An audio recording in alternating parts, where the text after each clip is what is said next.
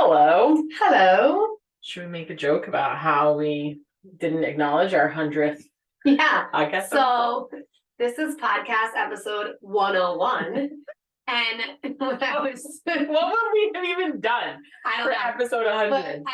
I submitted our podcast last week and then got the confirmation and it was like episode 100. And I was like, that would have been a good milestone to acknowledge. Or maybe we could have done a special episode. Yeah. I mean, in true Emily and Jamie fashion, here we are. Episode 101, we're acknowledging. It's like, let's get balloons to put behind you for 101. I'm like, we're never even going to be able to get balloons. That'll never happen. No. Yeah. So here we are, episode 101. And we figure, so one of our like weekly segments that we do, that I'm sure many of you already know about if you're listening to our podcast, is on Mondays. We do this thing called Moment for Mom. And you submit us questions, and then it's actually started off as a feed post where we'd be on from like 7 to 8 p.m.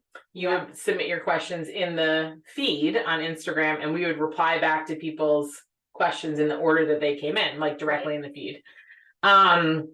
And then we've switched it over to stories. So you submit questions in our stories the day before, and then we answer as many questions as we can the following We found day. that it was easier to do the stories because we can answer more questions faster sometimes. Oh, yeah. My fat fingers, typing. I'm better at just talking. Yeah, and I don't know. It's more personal when you get to talk directly to somebody. I think it's fun when you can hear the tone of our voice and we're like, no, don't do that. Stop doing that. Don't do that. And then that has also translated into we answer more questions in one of our weekly newsletters on Friday, which is our Moment for Mom Roundup. I can put the link for that if you're not already signed up for it in these show notes. But we actually thought it'd be fun to do something a little similar on this episode and just like compile. So you can submit a question to our podcast for us to either like do a live call with you to answer, or now I want to take a bunch of questions that people have submitted and we're going to do like kind of like a moment for mom. Rapid fire series of questions. The challenge for us is to keep it short and sweet. Well, you're looking at me. We'll see. If you're just listening. That's not true. Really? Yeah. I have a talking issue. You do. I'm a little like speedy this week too. You have to really like talking fast. I have a lot to say. There's a lot of questions that I have about that, but maybe we'll come to that another day. But anyway, so what I'm going to do is I will state the question. People submitted these. I will state the question, and then you and I will just answer them like we would if we were on like like we do like Q&As with our members every week, and we don't know what the questions are. They just come in and ask. I actually have no idea the questions you're about to ask. I know you do. And we're going to do different stages of questions. Like, I picked up so hang with us. We might be a toddler, we might be a newborn, we might be pregnant. We'll see. Yeah. Okay. Surprise me. Question number 1 was submitted by Katie. And that is, what do you do when your toddler only wants to use their potty? Like they have a baby Bajorn potty chair at their house, and even if you bring it to places, they refuse to use it at other places. What tips / recommendations do you have to help your toddler start using different toilets or their potty at different places, restaurants, libraries, etc.? I wonder how old this kiddo is. Well, this was I don't know when it was submitted. But this kid is between 2 and 3 years old. You want me to answer it? Sure, go ahead. Okay. So first of all, when I think this is a scenario where we should first acknowledge like the fact that you have a kid who will use their potty at home, and it sounds like it's actually going pretty well for all intents and purposes. Like just getting over that milestone of potty training your kid is huge. So please first just like take a moment to congratulate yourself and give yourself a pat on the back for potty training your kid. Second, this is really where, so a kid this age is somebody you communicate to, you can sort of like let them know what's up, right? So first, with any transition with potty training, whether that's leaving the house, coming back home, whatever you're doing, like going to bed, right? Going down for a nap, any transition, you're having your kid go to the bathroom. So when you're going somewhere, have your, like, make sure that you're having your kid go to the bathroom before you leave. Right. Also talk to them about like, I'm gonna have you go potty now. And if you need to go to the bathroom when we go to the restaurant or the library, Right. like let me know, and we are gonna try and use the bathroom there, right? So talk to them about it ahead of time, because if it feels like it creeps up on them in the moment, like that can actually be like a little bit alarming to a child, right? If they haven't thought about it ahead of time. Also, like, unless they're telling you that they have to go to the bathroom, do not make them go to the bathroom in these places. No. So there are kids who will hold their pee or not have to pee or poop, right? Till they get back home. Yeah. And like it might be 4, 5, 6 hours later, and that actually is okay, right? As long as it's not causing any major problems with like constipation, or they're like having accidents because they're holding it, it is actually okay. So like, one is talk about it ahead of time. 2 is don't force it. Like if they don't need to go, then don't make them go. And 3 is if they do really need to go, like this is where I would like you bribery at its finest. Like what can I give you? What do you want? Yeah. We can go and get a toy. I have like, what's their favorite candy or whatever. Can you bring it with you to these places? So this is a scenario where I would incentivize somebody. Potty training is one of the workshops. So we have recurring workshops, webinars that we offer. Potty training is one of them. In addition, like this is like one of the toddler ones. We have, starting solids, newborn sleep, labor scenarios, there's a bunch. So if you are getting into the potty training phase, or you've started potty training, you have a lot of questions, definitely check out the live events section of our website, because we have live workshops related to potty training and toddlers in general in there as well. It also lives forever inside of Nurture by Naps, our online membership. Yes. So you can go into the membership and watch potty training. Watch that anytime. Yeah. I have a random thing too. Yeah, go ahead. A lot of kids are scared of the toilet flushing or the hand dryer in the bathroom. Identify. So it's often not always the toilet in the new place. Yep. It could have been that they've been in there once, and the electric toilets that flush and they are caught off guard really scare them. And the Dyson like blow dryers for the hands, they're really loud. And so I'll usually have my kids cover their ears or step outside before I flush, or just not use the hand dryer. Yeah, I definitely wouldn't use the hand dryer. My kids were scared of that too. Like if your kids too, and it's at their ear level. Yeah. So it's even louder for them than it is for us. I feel like there was a client once who I think wrote back to a Moment for Mom question around this exact thing, which was she actually brings stickers with her everywhere. And so for the automatic toilets, she put the sticker over the sensor. And that's actually how she combated like her kid being afraid of the toilet flushing. Smart. Yeah. Brilliant. Okay. All right. What do we got next? That was too long. I know it was. All right. But you did the talking. A different Katie. I know. I need an accountability buddy here. It's not me. Okay. Next person. Another Katie. Katie. This is for you. You can answer this question. My almost 5-year-old is brutal going to bed and staying in bed. Needs me to lay with her every night, rub her back, and I can't sneak out until she's asleep. She shares a room with her big sister, who's 9 years old, so it's really tough. I've created a monster and need some suggestions. So you haven't created a monster. Yeah. You just have a child that has a little bit of separation anxiety and trouble going to bed. And I understand why you get in the bed with her and rub her back and lay with her till she falls asleep, because everybody's freaking tired and you just want people to go to sleep at the end of the day. Yeah. So as a parent, I've been there. You will do whatever it takes. Yeah. Now you're ready though to not be doing this anymore.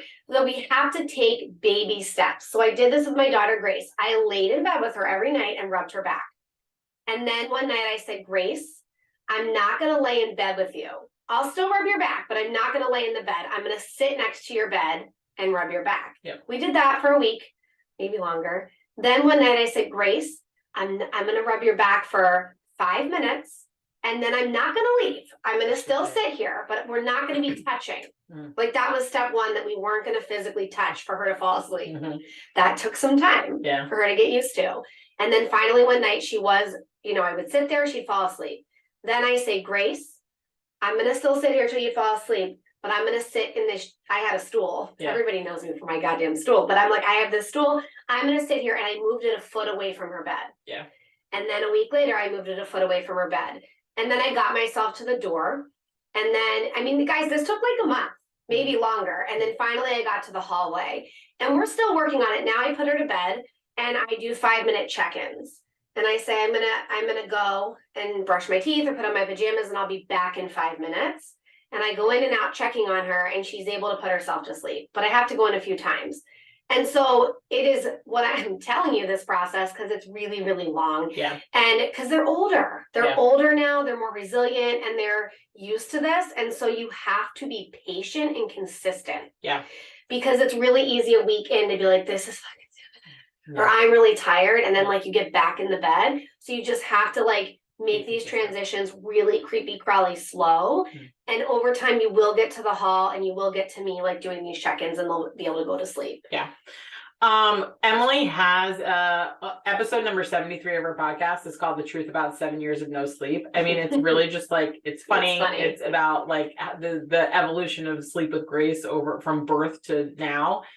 So if you just want some feeling no, big time strides. If you just want some feeling of camaraderie and that you're not alone, that is the episode. I also understand that they share a room because all my kids share a room. Yeah. So it's tricky. You could, I mean, just because your kids are like 5 and 9, the only other thing that I was thinking, although this might piss the 5-year-old off more, is you could do this process with just the 5-year-old to start bedtime. And then once your 5-year-old is asleep, the 9-year-old could go to bed. Yeah. But that if it is separation anxiety, actually having her sister in there might be better, not having her there. I haven't put the dog in the room once. Oh, I know. Keep my kids in bed. Oh, believe me. All right, what's up next? All right, next up, we're gonna shift age groups. We're gonna go more into like the 4 to 6 month range with starting solids. All right, so this is from Bridget. We started purees with my son at 5 months. I made my own fruits and veggies at home, and he seemed to be more interested and was getting more food in his actual mouth as each week passed. He's suddenly become uninterested the last few days. What are some ideas to help him become more excited about trying new foods and help him put more in his mouth to swallow? He is now 6 months old. Okay, so first, this is anything parenting. Just because something happened for a few days doesn't mean that it's your new norm. So like my first thing with everything that's new and not necessarily like moving in the right direction, like feels like a little bit of a regression, just give it more time. Like they're truly like in terms of phases with kids, whether it's sleep, whether it's eating habits, whether it's behaviors, if it seemed like it's like all of a sudden out of nowhere, give it 5, 7, 10 days. I just say a week. Like a week is easy. If it only happened a few days, wait a week to see if it's actually the new norm. And then if it is the new norm, let's address it. But if it's not and it's just a phase, then it just goes back to normal and that's okay. So like step 1 is it actually just a phase, right? Even if it is just a phase, like step 2 is like just be consistent. Like you know what works, you know what your kid likes, like just be consistent with what you're offering, when you're offering it. No pressure on you or your child to eat, right? Like you can actually, this mentality is something that you can use across all childhood as it comes to food, is like, you're not forcing your kid to eat anything if they're not hungry. But just be consistent with what you're offering and when you're offering them. I'm confident that this is a phase too, because 100%. You just told us that this kid was eating a lot of food and doing really well and taking to it. And now a few days goes by where he can't. And so it's like, maybe he's teething, maybe he has a cold, maybe he just doesn't want to do it for a few days because he's in a little phase. So and then the other thing I would say is like in terms of strategies around kids changing their eating habits or eventually like picky eaters, or trying to introduce more new foods. Like I usually tell people try a bunch of different tastes, textures, and temperatures. So taste, like don't be afraid to truly like maybe it's something that you don't like or has a strong taste, or you know there's spices or seasoned, like that. Try a bunch of different tastes, like that's great. There might be something in there that they like. Textures, so you may have a kid who really likes purees, you may have a kid who really likes more of like the chunkier food. If there's a change, maybe you try like a little bit of both. Maybe you're given more solid pieces of food. You can really play around with a bunch of different textures. Like there's the squishy foods, there's, you know, more of the firm foods, like just try a bunch of different textures. And then temperatures. Don't be afraid to offer your kid like cold foods, and warm foods, right? Something like maybe you really only offer them like cold foods and then you offer them something warm and they actually really like it. A lot of cold foods in my house, feeling a little lazy when it comes to heating things up. So we do a lot of cold temperatures. I mean, and if you have a kid who's teething, maybe they're really like it's a frozen food in one of those like mesh holders. don't know if I would go that route, but yeah. So really, like, don't be afraid to change it up, try something new. Maybe you've only been doing hot meals and you want to try a smoothie. Like, try and give it to them in a different format. Force it. No. Put your kid in the high chair, give them 20 to 30 minutes. If they're throwing food or disinterested, take them down and move on. Or if they're just playing and they're happy, let them be. That's a good thing too. Yeah. Yeah. Okay. We have 2 podcast episodes on starting solids. So if you're approaching this stage or in this stage, you have questions. One is episode number 36. It's actually a real mom talk where we had a mom come on and we walked her through starting solids. So that's episode number 36. And then episode number 55 is just you and I talking about like the truth about starting solids. This is a live webinar coming up this spring. So check out the live webinar page again if you actually want to walk through literally step by step. How to start solids and what to do. Yep. Okay. You ready for the next one? I'm ready. I love this question. I'm born ready. Let's go. This is from Liz, and the question is, how do you get on the same page as your partner with parenting styles? You just don't. You just coexist. You stop having that as your expectation. Next question. Just kidding. But we actually have, I know that I'm starting with recommending podcast episodes, but we actually have 2 awesome podcasts. Really fun ones too. It just happened to be 2 that you had people, like you interviewed people as guests. But one of them is how to not hate your partner after you become parents. That's episode number 59. Which also was a really fun book if you want to check it out. Really great book. And then episode number 90 is the truth about playing fair in your marriage with Julia Ludwig, who is a trained, there's a book called Fair Play. She's a trained fair play coach.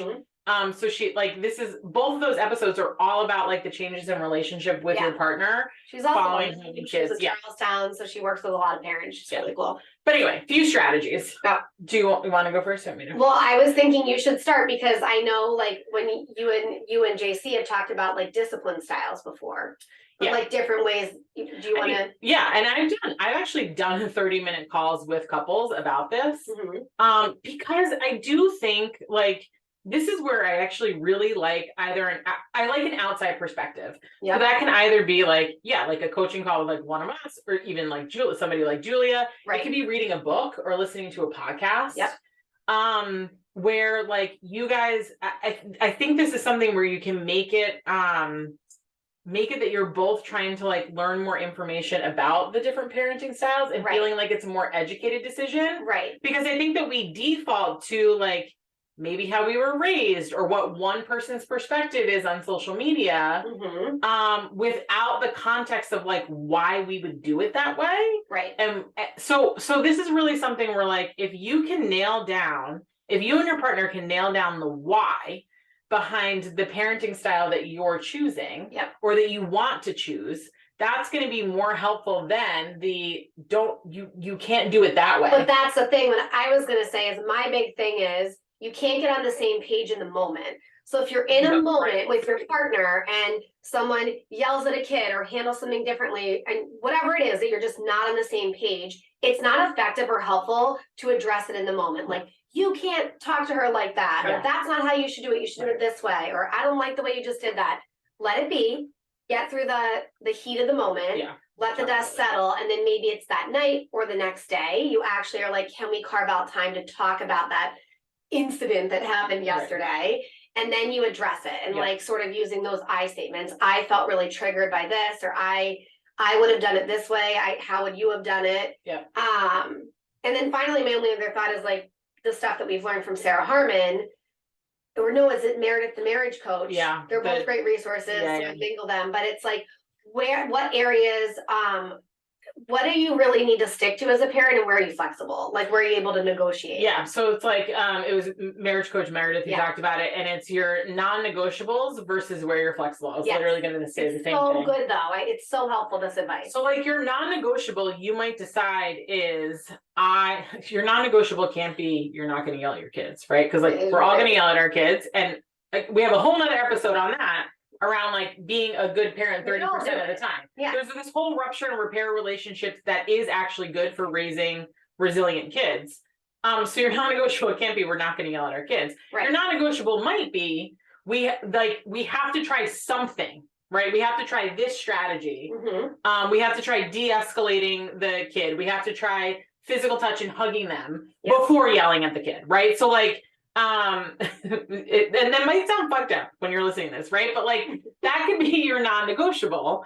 Or maybe your non-negotiable is we're not doing timeouts, right?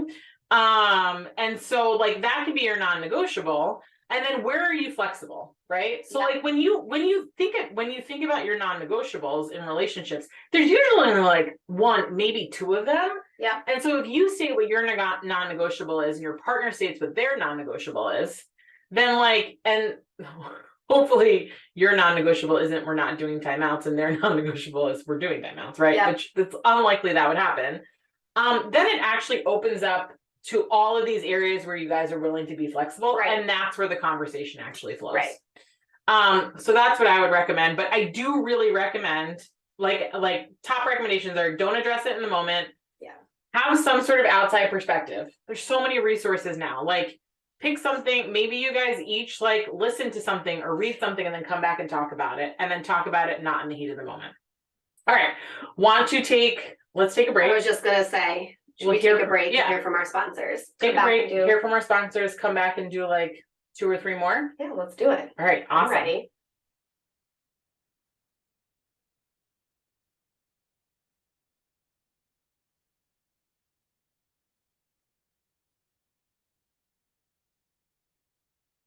Yeah. That one. This one. Mhm. Okay. All right, We're back. we are back. Ready for the next Yeah, I one? mean, we should do a question on sleep. Okay. Who would we be if we didn't talk about sleep? So, all right, hang on. Let me. Okay. Whenever members show up for the weekly live Q&A, it's an hour and a half. They can jump in and ask any questions. Anytime somebody's like, I have a question about sleep, I'm like, I'm so sorry, we don't talk about sleep on these calls. Just do it every week. And then everybody drops off the call. I'm kidding. Who would we be if we didn't talk about sleep? All right, so I have one here. It's from Monica. Monica has a 6-month-old who is getting worse with sleep. She was doing 12 hours overnight with a quick feed around 3 or 4. Over the last month, she's been having multiple night wakings, and it's been difficult getting her resettled. Right now, she's in a pack and play next to her bed and still swaddled, not rolling. I feel like I want to put her in her crib in her own room, transition her out of the swaddle, and sleep train her. Do I do this all at once, one thing at a time? Wondering how to navigate these transitions and get her sleeping through the night. This is a good question. Okay. This is good because she's motivated. So good. You're motivated, Monica. And do I do this all at once? Yes. Yeah. Let's go for it. Rip the Band-Aid off. So you see this often, this type of situation where it's usually between 4, 5, 6 months, where a baby was sleeping really well. Yep. They had a quick feed overnight, went back to sleep. Yep. And then all of a sudden they can't handle it anymore. And truly it's just that they're ready to sleep through the night. Yep. They don't really need the feed anymore and they're confused. They actually don't understand that they're having the quick feed at 4. So now they're up at 1 or they're up at 2 Yeah. or they're up at 3 or they're up at 4. They just don't get it anymore. And they just need to sleep through the night. They're developmentally ready. I would just do it all at once, right? Having her in the room is fine, but it sounds like she can see you. She probably could get up and look at you. She can come out of the swaddle. She could be in a sack with her arms free. She could go into a Merlin sleep suit, whatever you want to do. But I would tell you. yeah, you need nothing. Just No, put her in like pajamas. yeah, put her in pajamas in the crib. Yeah. Call it a day. And Sleep she check. might, by the way, she might love to roll around Yep. in her crib. And she's just not doing it right now because she's swaddled. Yep. And once kids can roll from their back to their belly and their belly to their back, they explore their crib. They can get all cushy, like snuggy on their belly and tuck their little butt up, and they can get really cozy. And they grow to love their crib. Yeah. Or their pack and play. Yeah. Because you could do a pack and play too. Yep. Okay, so our advice here is sleep train. Yep. Go for it. 100%. Do it all at once. If you're looking for more support around this, or just like, want to hear from another mom Or a who pep is talk. who's going through it, we have podcast episode number 44. That's like the real mom talk, where we actually are talking to someone about sleep training their baby, a mom about sleep training their baby. But then we also have, like, if you want more of that like individualized support, we have our group sleep consults. So you can do a private group sleep consult. You can do a private sleep consult, or you can do a group sleep consult. And we introduced the group sleep consults last year because I think that there's like, it's a lower price point, so it's more accessible, but also like to be in a group of 5 or 6 other parents who have a baby around the same age as yours, It's really who are experiencing validating. the same sleep struggles. It's validating to have that group. It's that accountability of having the group that's like kind of holding you accountable to doing it. And you have the advice and support of an experienced nurse who actually specializes in sleep training. So check those out. Okay. Quickie? We can do, yeah, let's do one more. All right, this one is from Kathleen. Kathleen has a question about bottle feeding from birth. So she's expecting, I'm expecting my second, just as my first turns 3. I felt so consumed by breastfeeding with my first and really never enjoyed it. I'm considering starting with a bottle from birth for my second, but I'm wondering what the first few weeks look like. You go, girl. Seriously. Let's do this. I mean, you and I have talked Love about that for you, Kathleen. you and I have talked about at length, just like this conversation around like breastfeeding and bottle feeding. And we are always in the camp of doing what is right for mom, for the parents. Yeah. Because it's always what's right for the kid. So first of all, Kathleen, commend you for acknowledging that like breastfeeding really probably wasn't for you with your And first. making the plan now while you're pregnant. Totally. So you're not in some epic shit show when the baby's here and you're taking care of a 3-year-old. Totally. Like, no thanks for that. So if you're looking for permission to actually just bottle feed, Mhm. permission granted. Please do that for yourself. Obviously, understanding this is your second kid and you breastfed your first, your milk is going to come in. Right. So Emily went through this. So we talk about this more, but Emily will give you some tips now on episode 46, follow up on Emily's postpartum plan. Because I did this, Kathleen, with my third. Yeah.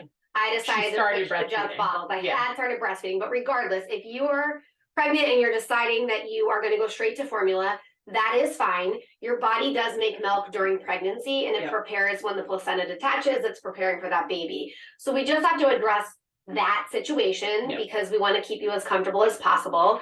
Your milk will come in, but you're just not going to stimulate your breast. Yeah. You're going to wear a supportive bra or tank top. You can do ice or heat. Ice is typically what we go for to try to like constrict things. But when I lived in it, I was like alternating between the two because you just have to listen to your body and do what feels good. Yeah.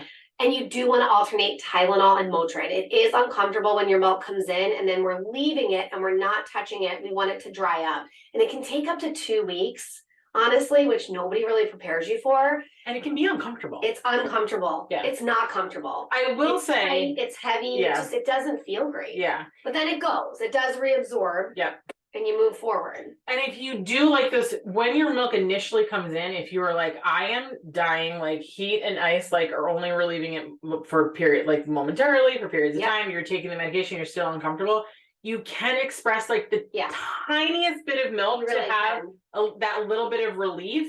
Your body produces milk when it completely empties the breast and signals to your brain that it needs to make more. So it's not that like what I don't want you to take away from this is like it's a hard and fast rule that you like can't touch or stimulate your breast. No, at all. I used a But if handheld you're- pump. I know. I used my electric pump for just a couple Couple minutes. yeah. I had to remember let it initially. tiny bit out Just to be able to like to have that relief to move on. Yeah. Yeah. So if you can get away with not stimulating your breast at all, great. Like wear the supportive bra, ice and heat therapy, ibuprofen and Tylenol. If you can't, it's totally okay to like hop in the shower, use a little like massage to release a little bit of milk. Right. Use a hand pump or an electric pump, but you're only doing it to relieve the pain or discomfort that you have, and then go back to your plan of the ice, heat, ibuprofen and Tylenol. But definitely listen to my episode 46. Yeah. I really go deep on my postpartum experience, and this was a huge piece of it.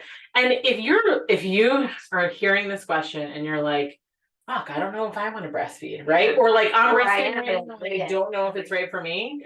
One, like please have validation and knowing that you're not alone. And 2, we have another podcast episode number 10 on what are you making breastfeeding mean? And just like really identifying like what it is about breastfeeding that maybe there are some stories that you're making up in your head that is making you feel guilty or bad about not wanting to do it anymore or not wanting to do it at all.